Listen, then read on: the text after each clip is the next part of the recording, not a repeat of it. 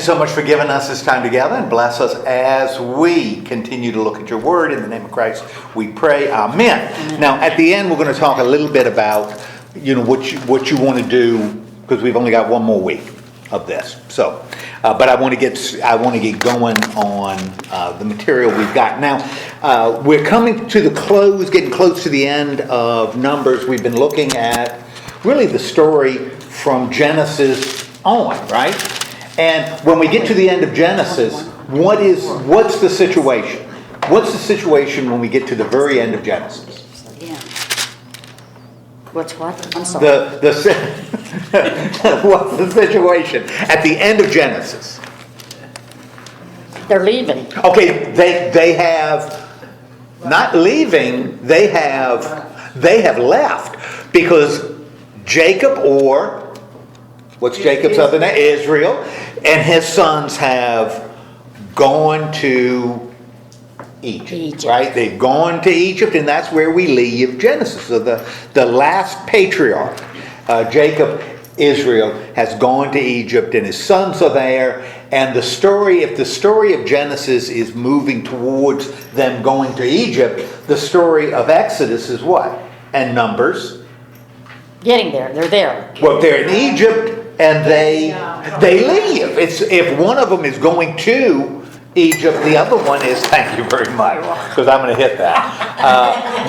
If one of them is going to Egypt, the other is coming out. And that's what we've been looking at. And we looked at Moses leading them out, right? And what are some of the things that Moses, what has he done as he's leading the people out? Parts the Red Sea? What's that? Parts the sea, the Red Sea? Okay, he parts the Red Sea, right? So he does that as he leads them out. What else are some of the things that we've seen Moses doing? He's kind of the protagonist, right? He's the one that's dealing with the people. Even though probably God is it's a story about God. But Moses is sort of his right-hand man. He threw his staff down and became a snake. Oh, he throws his staff down and becomes a snake when he's with Pharaoh. Okay, what else is Moses doing? He can make Water comes out of rocks. Oh, good. So he leads them out, right? Leads them out. And who is he leading out of Egypt? the Jews. Israelites. Okay, the children of Israelites. He's leading them out of Egypt, and he plays different roles, right? He's physically leading them. He's providing water out of a rock. We saw that occur twice. The second time, it wasn't so good for Moses. But it happened twice. So he's leading them. He's providing for them. What else is he doing? What else is he doing with respect to the people? So he's leading them, he's providing for them, and you said water. What else has he helped? Oh, food. And what's the food they've been eating? Manna. They've been eating manna. Come back with the 10 Commandments. Okay, good. Yep. So he's leading, he's giving them the law, right? And that's really important in this story because we'll read a little bit of the narrative, and then blop, we got 4 chapters of law. And then we got a little bit more narrative, and then bang, we got 2 chapters of law. So Moses is giving the people the law, and as the people are looking at it, as the writer is developing this story, all this law is coming from God. It's coming from God. Okay. And he takes the tablets, So- don't forget to smash them. Okay, so he brings the 10 Commandments, the tablets, of course he brings all the law, Yeah. and you say he smashes them. Okay, why does he Because smash he's them? In a angry. fit of anger. He does it in a fit of anger. Why is he so ticked off? Because what the people are doing down below. Okay, people doing down below. And what are they doing down below? Idols.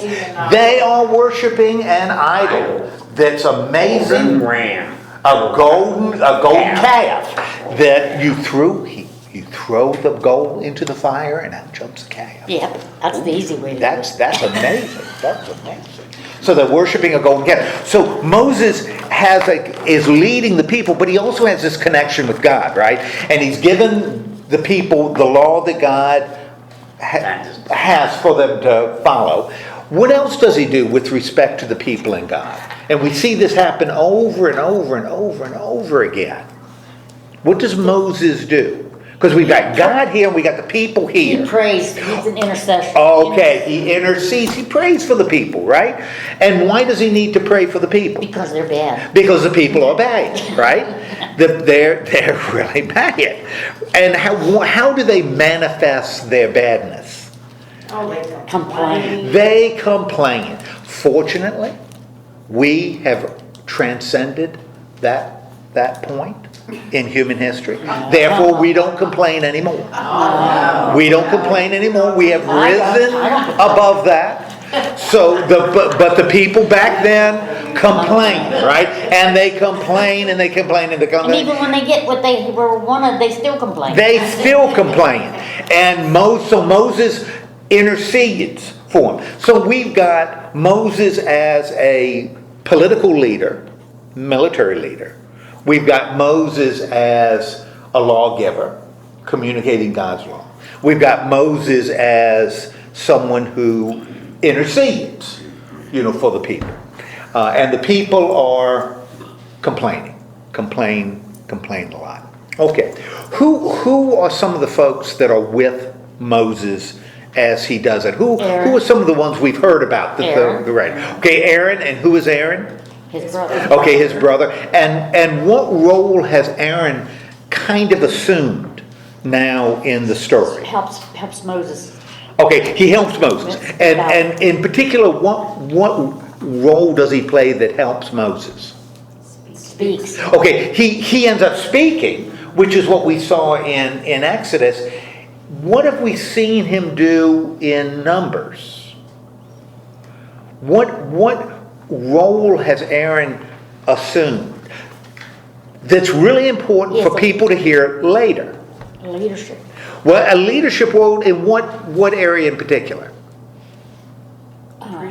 That's it. Aaron has become the Yeah, priest. that's And one of the things priests do is priests stand between people and God. That's why priests intercede. That's why priests perform sacrifices. That's what priests do. They stand between the people and Is God. that why in the Catholic Church people have to go to the priest? And Yes. confess? Yes. Priests stand between the people and God. And in the Catholic Church, priests also perform sacrifice. Because every time the Mass is celebrated, you've got in the front of the Catholic Church, what do you have right there? An altar. You have an altar right there, and every time the Mass is served, Jesus Christ is sacrificed again. Because the blood is poured and the body is broken. And that's why you need a priest to perform that sacrifice, because that's what priests do.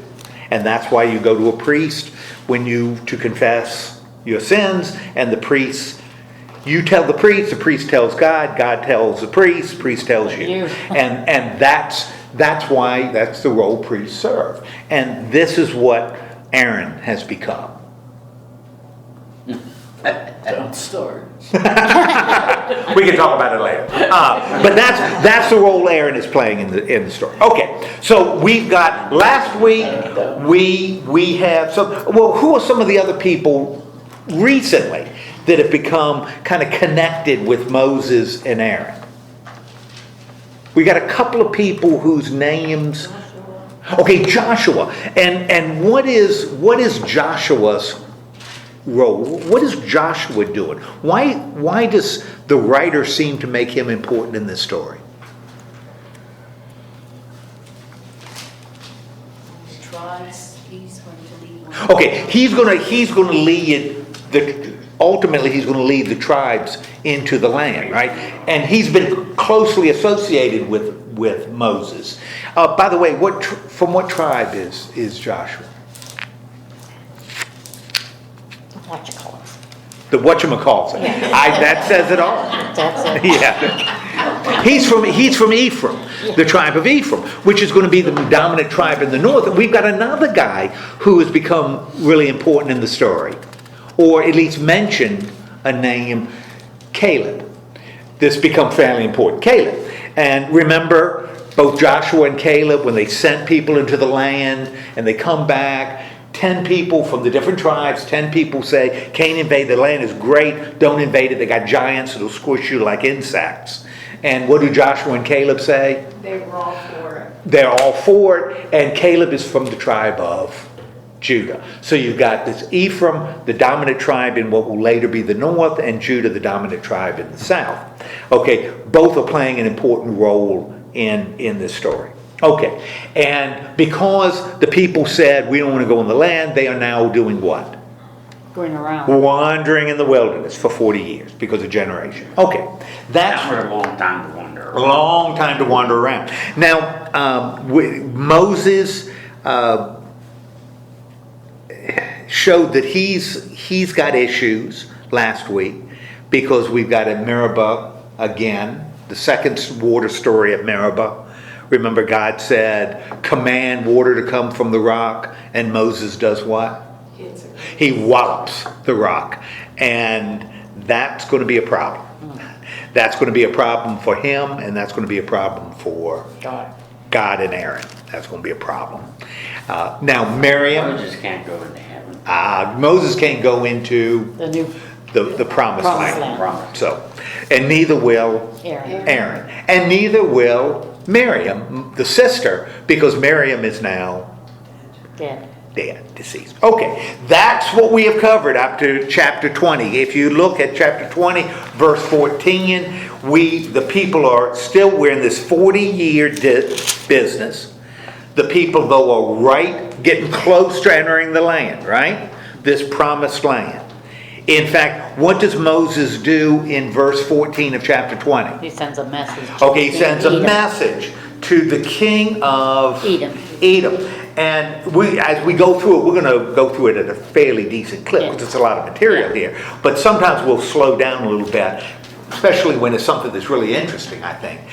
He's at the king of he's talking to the king of Edom. And how does he address the king of Edom? He would ask permission to go through his land. He wants because- permission to go through the land. How does he address the king of Edom? You mean by name? Or Yeah, in verse 14, Moses sends messengers to the king of Edom. How do they address the king of Edom? they told him Or how do they identify themselves? they're from Israel and all the hardships they had. And Okay, they talk about all the hardships Israel has had. What do they call, when they address the king of Edom, how do they identify themselves as Israelites? This is what your brother. That's it. This is what your brother Israel. Why would they call, when they talk to the king of Moab, they don't call him brother. When they talk to the king of the Amorites, they don't call him brother. Why would they call the king of Edom, the Edomites, brothers?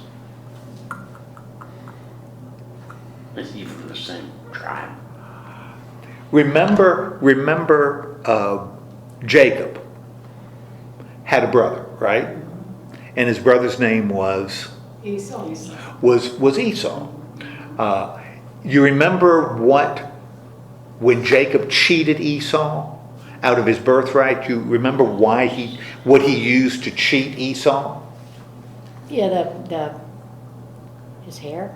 Well, wasn't hair. Remember what he used to get to buy Esau's birthright, his inheritance?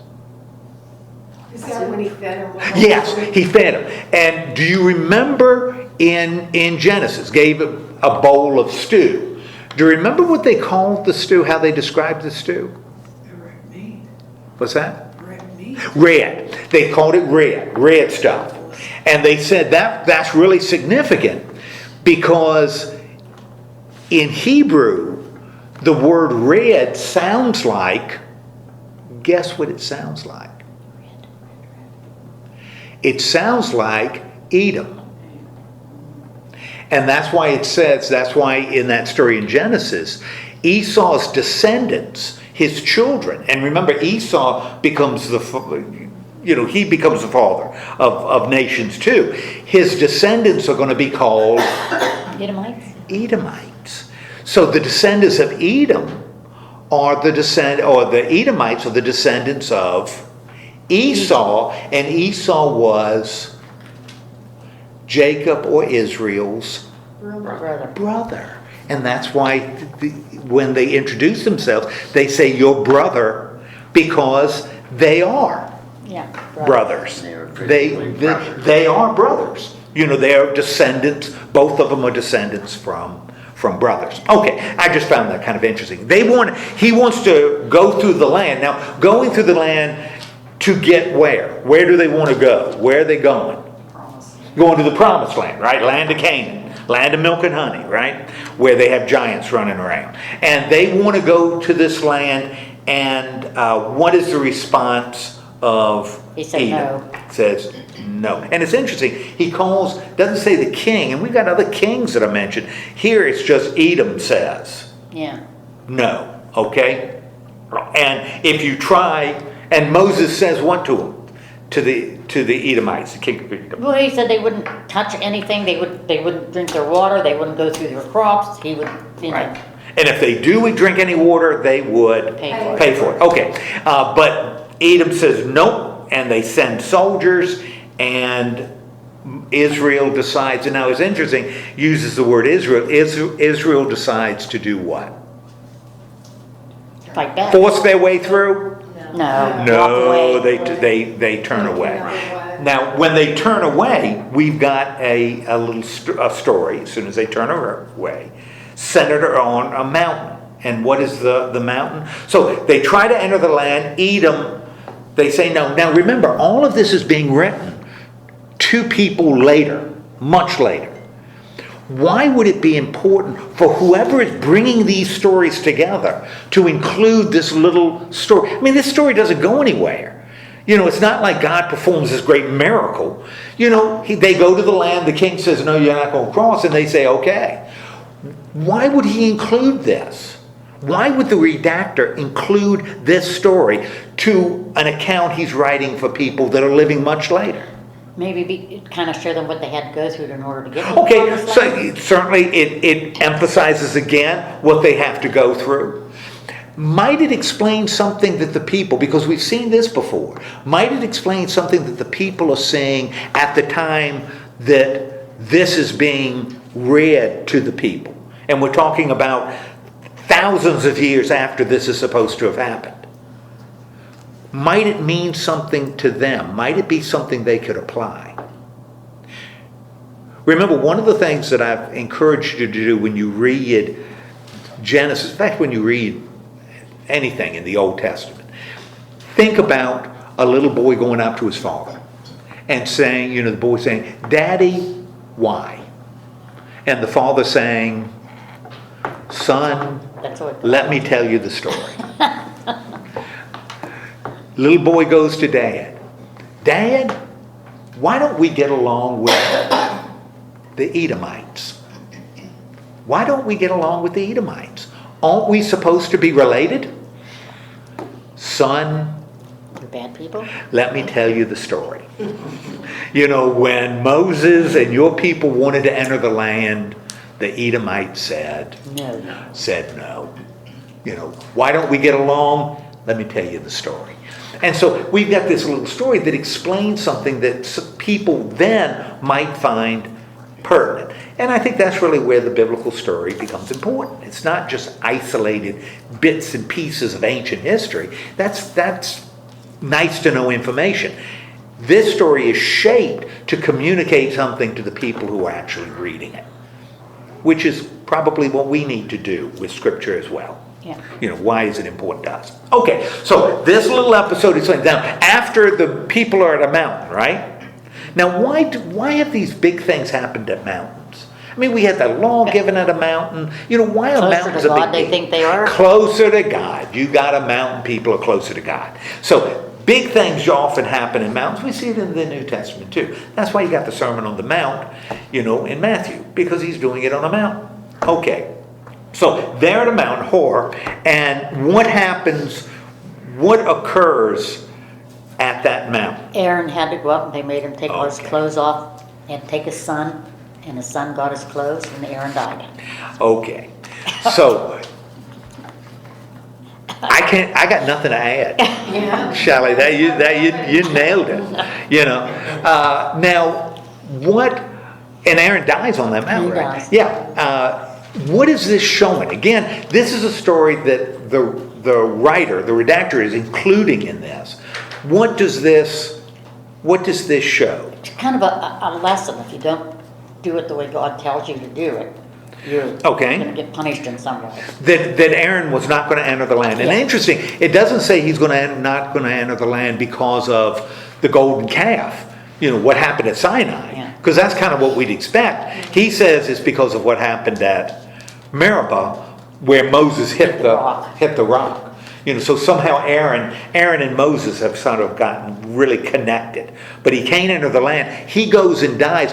But when he dies, you said, Shelley, what does he do? His clothes were placed on his He son. puts the clothes. And what about his clothes? What's significant about his clothes? Priestly robes. Yeah, his priestly robes. I mean, they're not just stripping this poor old guy buck naked up on the mountain, you know, and leaving him to die. These are his priestly robes. What does that represent when he takes the priestly robes off and they put them on his son, Eleazar? Why is that important? Not only does it show that there are consequences for behavior, but what else is going on here? They've picked another leader. They picked another leader. They picked another who's picked another priest? Priest. Yeah, leader priest. Who's picked another priest? God has. Because this isn't something that they voted on. This is what God has told them to do. So we've got this transfer, right? Right. Okay, and again, written to people later. What does this then explain? To the little boy going to his daddy, asking questions. Daddy, why? Because God said so. Yeah, why are the priests descendants from Aaron? Why are they descendants of Aaron? Well, let me tell you the story, son. Because Aaron passed on, God told Aaron to pass on the priestly robes To his son. to his son. And so it goes from his son to his son and to his son. So it's passed into the line. So what this is doing is it's explaining to people much later why things are being done The way they're the way that it's being done. Okay. Why was it just Aaron, like he died, was punished? I mean, Moses was there when, at that rock too. Well, Moses is going to pay a consequence too. Well, I know he's not Yeah. going to make it to the promised He's not going to land, make it to the promised land. You know. Well, one of the interesting things is Aaron dies here, right? The redactor, and of course he's going to die because human beings, that's what human beings do. But the redactor, the one who's shaping this story, puts the death in whose hands? Puts it in God's hands. You know, this is all part of what God is doing. Because this is not the story of Moses and Aaron. This is the story of God. This is the story of God leading the people. So everything in this story involves God in some way. Okay? And that's really important for us to know. Okay, so we want to make sure we keep that in mind. Now, beginning of chapter 21, what's happening at the beginning of 21? The Canaanite king.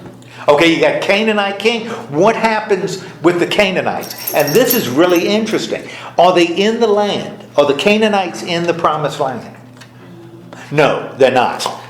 But they're close, right? They're close to the land. What happens with this little deal between the Canaan? She's begging for food over here. It's awful. What happens between Moses and Israel and these Canaanites? They destroyed their towns and. Yeah, they conquer. Yes. They conquer the land, which shows even though this isn't the promised land, what is starting? The Israelites are starting to grow. They're starting to grow, and they're starting to. The conquest is beginning, even though they haven't entered the promised land yet. We're talking about something She that's doesn't starting. love us. I know, because she loves you. All right, so we're looking at the beginning of the conquest. Okay, now after the little deal with the Canaan, and that's just a little story, sort of independent. We doesn't refer back to it. What do the people of Israel do after this little encounter with the Canaanites in the Negev? What happens like in verse 4? That this mountain, like this little story with the Canaanites, if you took it out, wouldn't affect the flow at all. They traveled from that along the route of the Red Sea. Okay, they're going to the Red Sea, and then what are they They go doing? around. They're going around Edom, and we already know why they're going around Edom, because Edom said Yeah, you couldn't cross. you couldn't cross. And of course, the people do what? Complain. They start complaining again. And what are they complaining about? This is all new, what they complain about, right? We've never heard this before. Their man- No food, Yeah. no water. And going all this extra play. Yeah, going all this, and it's good. No food, no water, No meat. and the food we got, we don't like. we don't like the food. Well, if you eat the same thing, you know. Yeah, if you eat the same thing every day, that's right. If I was eating angel food cake every day, it would be a problem. Yeah, you'd be Okay, like so this. they and instead I'm just like this. So they are complaining, right? And what ends up happening? And again, who is in control of this? The Lord is in control, right? Yeah. So What- he sent venomous snakes. Oh, venomous snakes, and they're starting to bite the people.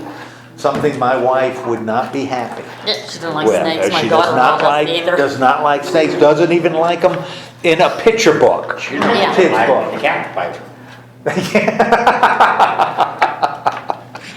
All right. So they're being bitten, and what ends up happening? They're being bitten by these snakes.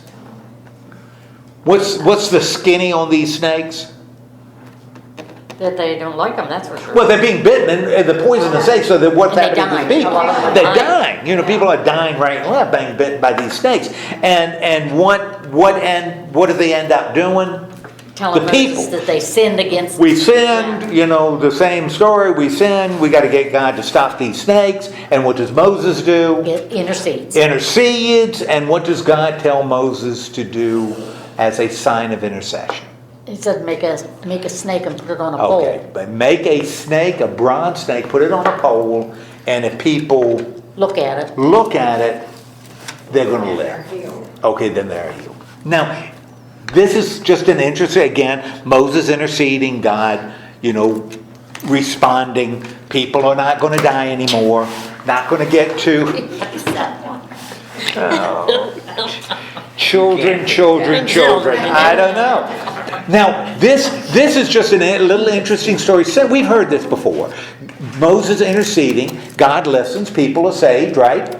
We've seen this happen before. In the New Testament, though, this little story about the snake, the bronze snake on a pole, is relatively important. Can you think of a story in the New Testament that is involved, is associated with this bronze snake on a pole? And I'll give you a hint. We've talked about it in here. Bronze snake on a pole. Bronze snake on a pole. You mean it remind you when they did the? No, it wouldn't be remind you that. If you look at the Gospel of John, chapter 3, John 3, probably the best known verse in the entire Bible is from the chapter 3:16. 3:16. And what is 3:16? For God so loved the earth that he gave his only son, that whoever believes in him should not perish but have eternal life. But, as y'all know, that three-letter word for is really important in Greek. God. Well, remember we talked about it. That's a gar, and a gar always answers a question that was answered, or answers an implied question that came before it. So what follows a for is never the most important line. What's important is what comes before it, right? So if 3:16 is for God so loved the world, and by the way, 3:17 begins with a for too, a gar. You got to look at what comes out before it, right? So what becomes important in John 3 is not 3:16, but John 3:14 and 15.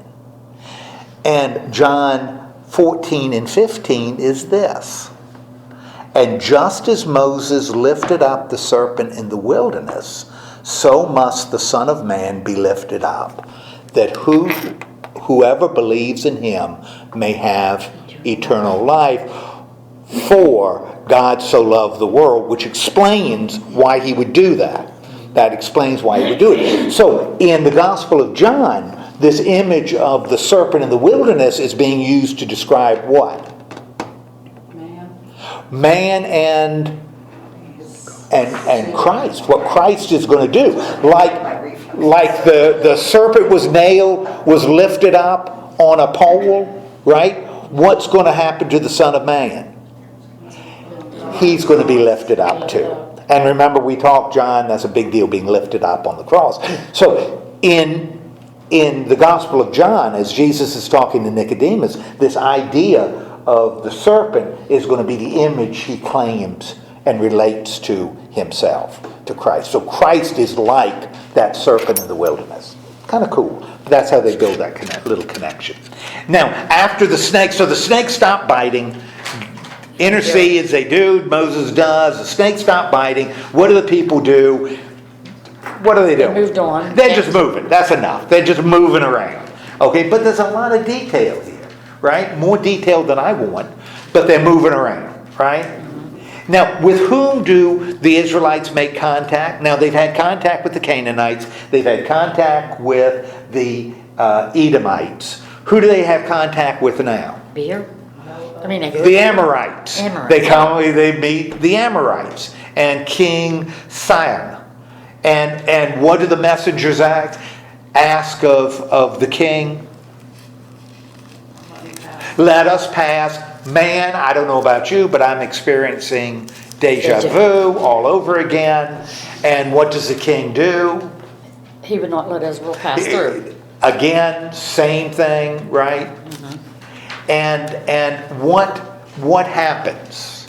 So the king says, same as with Edom, we want to pass. King says no. He musters his entire army there. Musters the entire army, and what does Israel do now? Israel put him to the sword. They put him. What does that mean to be put to the sword? They killed him. They killed him. So instead of with Edom, right? The brothers, they walk around Edom, right? With the Amorites, they make the same offer. What do the people of Israel do with the Amorites? They do the same thing. They fought them, right? And not only did they fight them, they Won. And after they win, what does Israel do? They keep getting more and more land. They claim that land, right? They got that land. And when they celebrate this, what do? How do they celebrate? They sing. Okay, they are singing. So what now? If with the Canaanites, the same thing happened now with the Amorites, what are the Israelites now doing that they hadn't done before?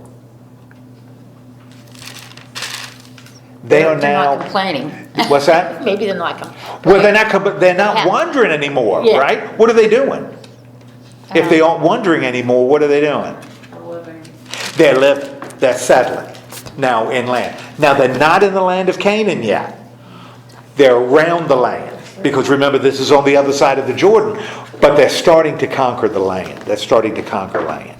Okay? Now, what happens next? Moses sent spies. Okay, Moses sends spies. The Amorites are gone, right? And what does he do with the spies? She's so entertaining. I know. What happens with these spies that he sends out? Taking villages. Okay, they're taking villages, and the word gets out right that Israel is now. What is the word that's getting out to the other kings about Israel? That they're strong and They're strong. What's the word about? And how does this reflect on God? If this is God's story, why is Israel strong? Because God has made him strong. Okay, so the word is getting out. Now, the Israelites are there, right? Yeah. Chapter 22. And they are on the other side of the Jordan, right?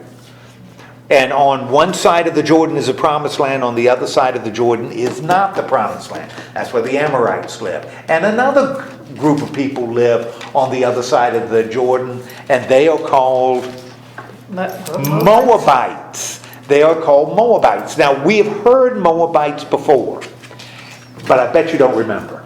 I remember From Genesis. We did it, but I'm trying to think Yeah. what. You remember who the Moabites, the ancestor of the Moabites, the father of the Moabites were?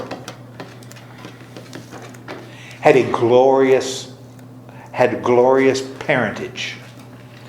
The origin, the one who originates the Moabites. The Moabites are the descendants of a guy named Lot.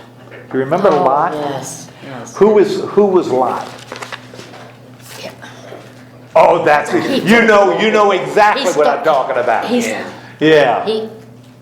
his wife was trying. Yeah, his wife was trying to do a pillar of salt. You know the story of Sodom and Gomorrah.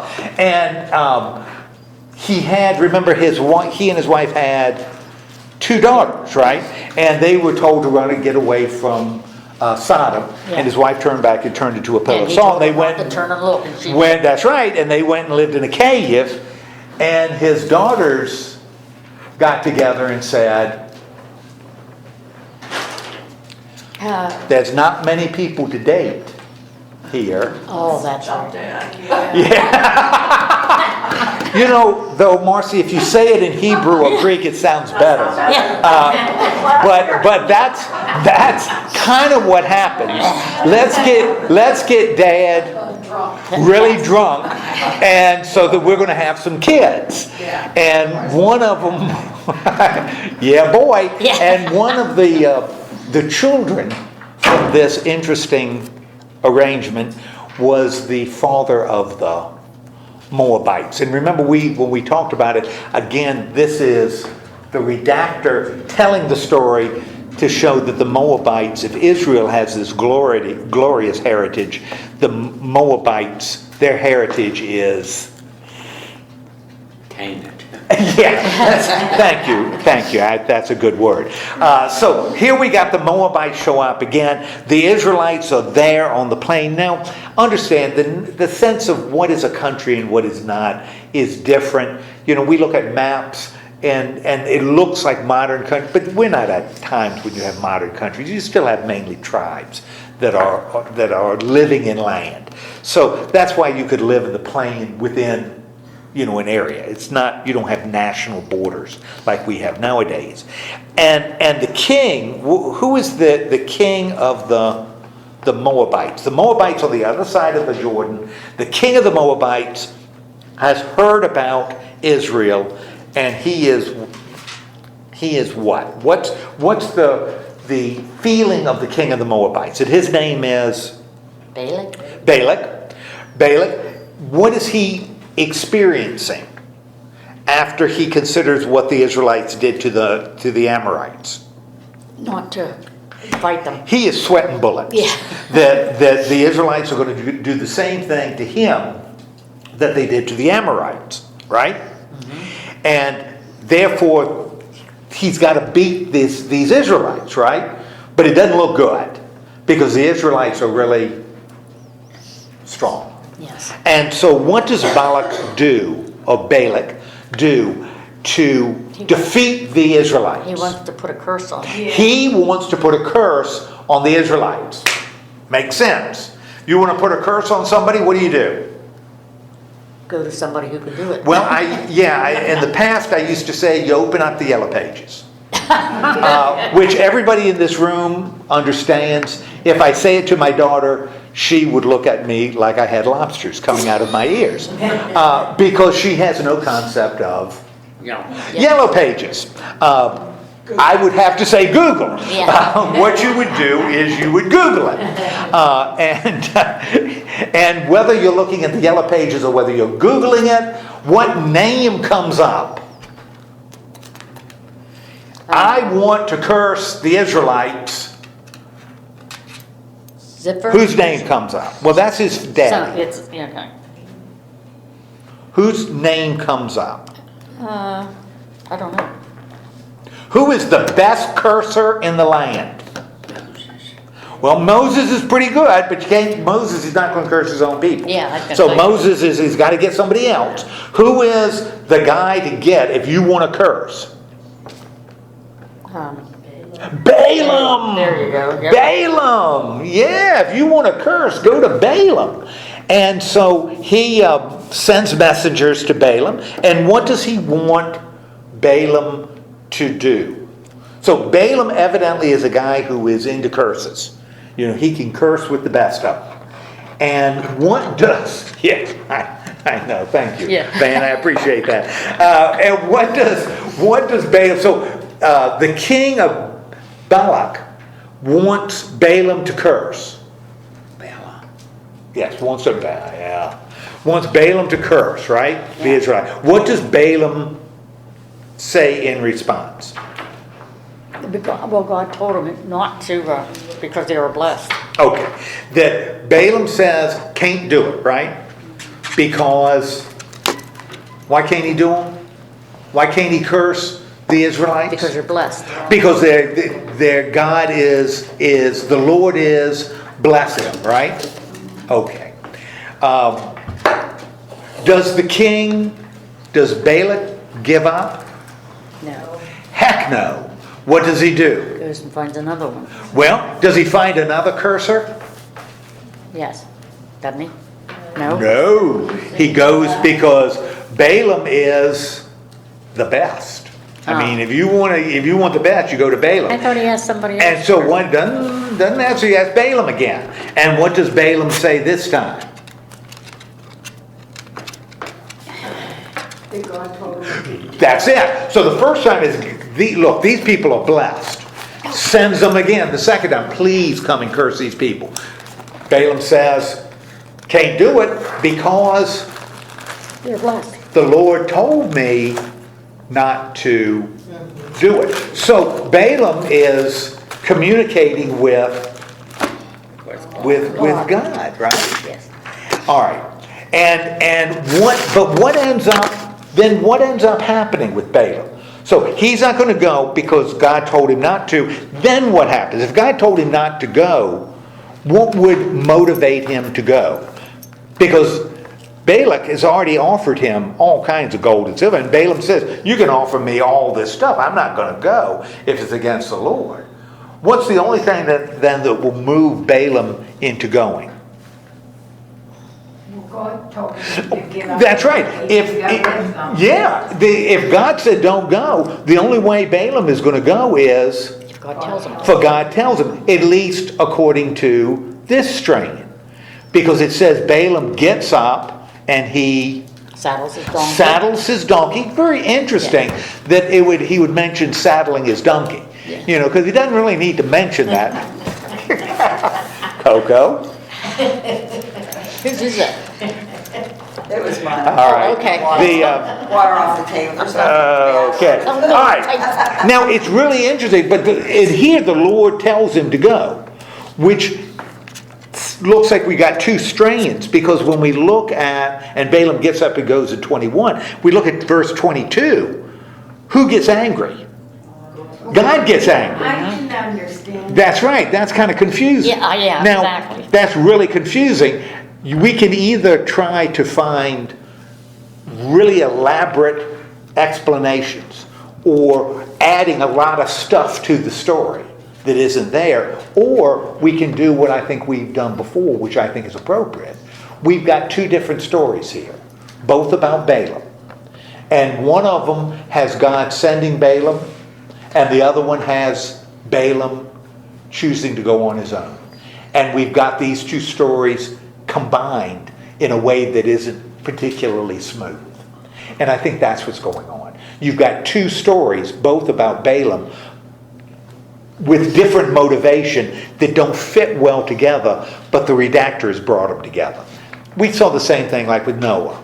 You know, did he take 2 of every kind, or did he take 7 pairs of clean animals? Well, both are there. Which one is right? Both are there. You know, shows that you got two stories combined in a way that isn't seamless. You know, and this would be like, I think, a little singing. Because clearly the writer wants two things. One, God is in control, even of Balaam, but then also wants to give God the motivation for what's going to happen later. And you're moving in two different directions. And so the writer decides to keep both of those in there because we got two different stories. So I think that's what's going on. If you want to look at somebody who may have developed other ideas about it, that's okay with me. I'm always leery adding much to the story. But the thing that gets me is that he beats his donkey. Okay, now, so let's just go with, right now God is angry. Yeah. That Balaam is going, and he's on his donkey, right? And what happens Two angels. as Balaam is going with his donkey? Angels appear.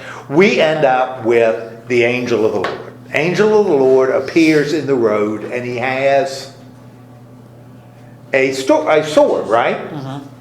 And what does the donkey do when he sees the sword? The angel and the sword? They're walking down this path. She's This is afraid. a great children's story. Yeah. I mean, man, kids could really get into this because it's really kind of clear. They're heading down the road, Balaam on his donkey. Who sees the angel? The donkey. The donkey. Does Balaam? No. No. And what does the donkey do? Is it Presses just up going down against the the road? wall. He goes into a field. Oh, it And- says wall. Well, not yet. Oh, Not yet. okay. He goes into a field, right? And what does Balaam do? Beats. He Beats him. whacks the donkey to get him back on the road, right? So the Balaam and the donkey are on this road, right? And now they're passing vineyards, right? And it's a narrow path, and there's because you talk about vineyards and for protection, what's on both sides of the road? You got walls. And who is standing there now? The angel. The angel again. And who sees it? The donkey. The donkey sees it. Who doesn't see it? Balaam doesn't see it. And so what does the donkey do? Up against the wall. He scrapes Balaam's foot against the wall, and Balaam is Angry and beats him. not happy and beats him again. Time number 2. Now, based on what you already know, even if you stopped reading here, you got a pretty good idea of what's going to happen next. You're going to have time number 3. Why time number 3? Because donkeys are hard-headed. They don't do time number 4 It's definitely false. or time number 5 because 3 is The number. one of the numbers. Numbers. It's a prime number. It's always things come in 3s in the Bible because 3 is viewed as a heavenly number. So if God is intervening, 3 is a good time. He wouldn't be 4 because that's an earthly number. So we're expecting time number 3. And what happens at time number 3? The Lord opens the donkey's mouth and Well, lets him speak. they're in another narrow place, right? Oh, yeah. And what happens with the donkey? He beats. Oh, he Well, lays down. Now he can't go with the donkey. The donkey Lays down. lays down, right? And what does Balaam do with the Beats the donkey. Beats the donkey. Now see, this whole deal is a little inconsistent if we're not talking about different stories, because Balaam seemed really close to the Lord early on. Now Balaam doesn't seem as close to the Lord, right? So again, we've got 2 different stories that the redactor has kind of brought together. Now he's beating this donkey. What does the donkey do? Opens his mouth and speaks. Opens his mouth and starts Talk. talking.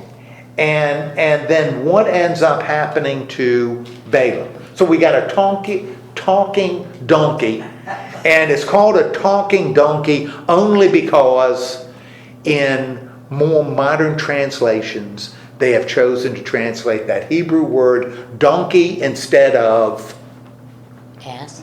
that's it, because it sounds Better. better saying you got a talking donkey Yeah. rather than Talking ass. yes, that becomes a little bit awkward. Yes. It And we does. talk about beating a donkey is a whole lot. Yeah. Okay, so that's why King James isn't always the best to read, because modern people may get whole different interpretations. So what happens to Balaam after the donkey talks to him? The Lord opened his eyes. Opens his eyes, and what occurs He when saw he the opens? angel. Sees the angel, And what it starts happening between the Lord and Balaam? He bowed down. He bows down, which means he's in the Face presence of God. That's a sign of respect, sign of worship. And what does the Lord...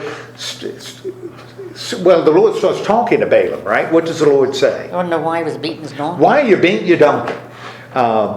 Okay. And then what else does he say? His path is reckless. Okay. What else? Um, Because remember, in this strain, the Lord is really ticked off, right? Yeah. That Balaam is going to, and Balaam's job is to do what? Balaam's taken the job, right? Yeah. His job is to do what? he's, It put a curse on Israel. So this is his job, and he's doing it. That's really ticked the Lord off, right? yeah. And so we might expect the Lord to say to Balaam, get your donkey back to your hometown and stay there, right? Did the other interpretation of donkey. Yeah, well, I don't, see, Shelley, get your mind off the path with the wall. You gotta focus on this. So we'd expect the Lord to say that to Balaam, right? But what does the Lord say to him? If the donkey wouldn't have turned away, he would have Killed him. Right? So go ahead on, right? He tells Balaam to go ahead on with these men, Yeah. but Speak only what I tell you. speak only what I tell you, because remember, his job is to curse The Israel. Israelites, and we know Balaam is good at cursing, right? So Balaam arrives at the place where he's meeting Balak, right? And what does Balaam tell the king? She's coming loose. What does Balaam tell the king? Right off. Because he's there, the king is ready for Balaam to curse the Israelites. What does Balaam tell the king right up front? It says you can only do what I'm only going to do what the Lord tells me to do. And so what do Balaam and the king? The king says, okay, I'm fine with that. Okay, the next day, what do? Now we're chapter 23, what do? They build altars. Not a shocker. How many altars do they build? 7. Why 7? Because it's a holy number. 7's a holy number. 7's a prime number. So they build 7 altars, and what do they do on the 7 altars? They sacrifice 7 bulls, and they sacrifice 7 rams, okay? And they burnt the offering, right? And they're there, and it's really exciting. And then the Lord speaks to Balaam, right? And what happens when, so the Lord speaks to Balaam, what happens when Balaam returns to the king who is waiting? He sacrificed all this stuff. Balaam goes to talk to the Lord. He comes back. The king is expecting Balaam to do what? Curse the Israelites. Curse the Israelites. That's why he was There. and paid. He's a paid curser, right? What does Balaam do when he comes back? He did an oracle. Okay, well, the king says, okay, Balaam, now it's time for you to earn your money. And Balaam says, what comes out of Balaam's mouth? I only speak what the Lord tells me. I can only speak what the Lord tells me. And the Lord has told me to say what? The Lord has told me, oh, it's not nothing. What does the Lord say? It's better than nothing. Instead of cursing Israel, he ends up blessing Israel, right? Jeez Louise, how does Balak react? I mean, he's paid this guy to curse Israel, and now, after all this business with the altars and all the animal sacrifice, Balaam ends up doing what? Instead of cursing Israel, he blesses them. That's why the Lord didn't send him home. Because the Lord is going to have Balaam bless the Israelites. Well, clearly Balak knows he's made a mistake and will send Balaam home, right? I know. What do they do next? 7 more. They go to another place, right? And build 7 more altars and sacrifice 7 more ox and 7 more goats, right? Yep. And what does Balaam do? I need to talk to the Lord again. And the Lord speaks to Balaam. And then what does Balaam do when he comes back? He uttered what the Lord told him. He said what the Lord told him to say. Which is? Oh, What does the Lord tell Balaam to do? Bless them. What's that? Bless you. He blesses them again with a focus on their God, right? can you imagine that poor guy's paid to do a curse and That's something else? That is exactly right. You know, he's paid him. He's paid him twice, and so Balak has got to give up now, right? Balaam has let him down twice. Does Balak give up? No. He does a third time. And what happens the third time? He wouldn't go to another place. They go to another place. And they do what at this other place? There's 7 altars. Build 7 altars. Sacrifice 7 oxen. Right? Yeah. And now certainly, I mean, he has blessed the people. He has blessed their God. Certainly he's going to curse them down. Right? But he doesn't. But he doesn't. And what does Balaam do this time? He blesses them again with a focus on the future, right? Focuses on the future. But 3 times Balaam, instead of cursing, ends up blessing. Now, this is good. He spent good money on this. How does Balak respond? How would you respond? He got angry.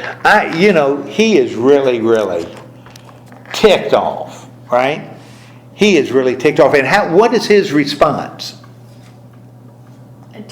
He told him, he said he summoned them to curse the enemies, but bless them instead. Yeah, and it's kind of interesting. He says, go home. Leave. I said I would reward you, but the Lord has denied you any reward, which is kind of an ironic thing to say, because Balaam has been speaking for God, which is the greater reward than anything Well, that and you'd Balaam. have thought by the time he got to the 3rd time, he'd understand he'd already commented on it, but he would know it isn't going to happen. And isn't that what Balaam ends up saying to Yeah. Balak? Yeah. What does he end up saying? He said he's going back to his people. Yeah, he's going to go back to his people, but you got to know What's going to what? happen in days. You better know what's going to happen to you. And what's going to happen to you?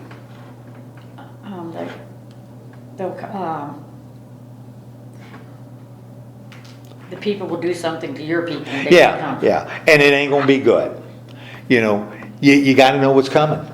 And what's coming is these guys that you wanted me to curse are going to do what?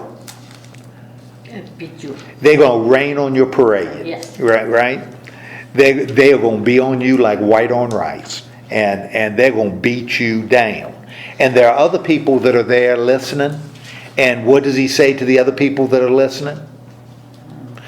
From other nations?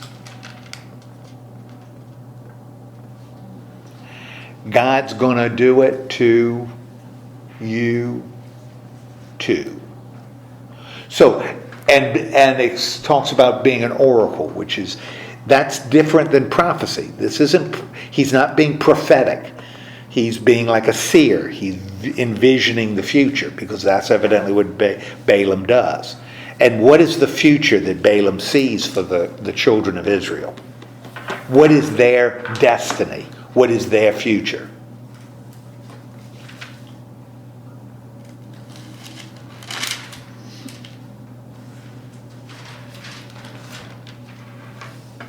Is their future going to be good? They're going to conquer. They're going to conquer. They're going to conquer. Which means their future is great And your future is No. not so much. Not so much, because this is inevitable. They are going to win. And why are they going to win? Because God's on their side. Because the Lord Almighty is on their side. And they're going to win. And then what does Balaam do? Go home. He gets on his donkey Goes and he goes home. And what does Balak do? He gets on his donkey He goes his way. and he goes home. Okay, now why is this, and this is a long story. This is a really long story in here. What is the point? What is this writer trying to convey to people much later? Why is there so much detail here in this story? What is the message that the redactor, the one who's pulling this together, what's the He's message? trying to make you understand that God is in control. God is in control, and God's people But obey. are going to win. Oh. God's people are going to win. This is what's going to happen, because we're almost at the end of Numbers. All right, so we've got God leading the people to the very edge. They're getting ready to enter the promised land. Next week, we're going to tie up all the details that we've been looking at since the beginning of Exodus, on the people moving from Egypt to the promised land. We are right on the border. In fact, we've got skirmishes around the land. We're going to be right on the edge of entering it next week. What is it? Not to be. How would you pronounce that word? Say that again? How do you pronounce the word in 25? I Staying in that place. don't have 25. Shittim. I don't. Shit. Some of these words are so. Yeah. Well, the wonderful thing, I had a long conversation with a person online last week, and he was really adamant about that you shouldn't worship Jesus. He said, he was a Christian. You shouldn't worship Jesus. Should worship as Son of God. Yeshua. He said that's what we should be, because that's the name in Hebrew. That's the name in Hebrew, not Jesus. And and so we're kind of conversing a little bit. And I said, one of the things you got to realize is you're talking about something called a transliteration. Now, when I use that, do you know what a transliteration, what that word means? It's kind of a fancy. It's kind of a fancy. Translating what they meant. Yeah, well, it's when you go from one language to another, because different languages have different letters. Yeah. And each letter has a different pronunciation. One of the wonderful things about our language, our letters are Latin. The letters have a sound. So unless you're speaking in English, and then English is a crapshoot, but in almost every other language, if you look at the word spelled, you can pronounce the word, because you can pronounce each letter has a sound, so you can get the word. English is hard because there's so many silent letters and so much contractions. English is a bear, and sometimes you pronounce it one way and sometimes you don't. So English is hard, but Spanish is easy. Italian's easy. French is easy. You can pronounce the words if you can see the letters. May not be able to understand it, but you can pronounce it. And that's the way it is with a lot of languages that have phonetic letters. Hebrew is a language that has phonetic letters. So is Greek. So you can pronounce a Greek word if you know the sound the letters make. The trouble is, some letters make sounds that you don't find in another language. Like in Hebrew, there's a sound that's a guttural sound. We don't have a sound like that in English. There's no letter that sounds like. And so when you see that letter in Hebrew, how do you translate it into English? Well, you don't, because it doesn't exist. The name Jesus is a transliteration of the Hebrew word Yeshua, only spelled instead of Hebrew in Greek letters. When you pronounce the Greek letters, you get Jesus. Actually, Jesus is a transliteration of Greek letters. So you can't do that. You can't. My point, you lose the translation unless you're looking at it in the original language. So when you hit a word like shidduch, don't worry about how to pronounce it, because that's an English word. That has almost nothing to do with the Hebrew word that's written in Hebrew letters. That pronunciation is very different. And that's why when when somebody's reading Hebrew names and stuff, pronounce it any way you want. Because even if you get it right in English, it doesn't sound like the Hebrew, because the letters have different pronunciations. They just do. So don't worry if you hit a Hebrew word or a Hebrew place and you say, I don't know what that means. Join the club, because it's an English, it's a Hebrew word being written in English letters or Latin letters. So who knows how you actually pronounce it. So, okay, any other questions about where we are now? Okay, I'm going to have a word of prayer and then I'm going to shut this down and then spend just a little time talking about what you want to do later. Okay, so let's have a word of prayer. Lord God, thank you for guiding us through this, and remind us that you are in control and your will is going to be done. It just plain is. And help us to be able to trust in that will, realizing that when you get right down to it, your will comes down to two words: mercy and compassion. Help us to see that. Help us to claim that. In the name of Christ we pray. Amen. Amen.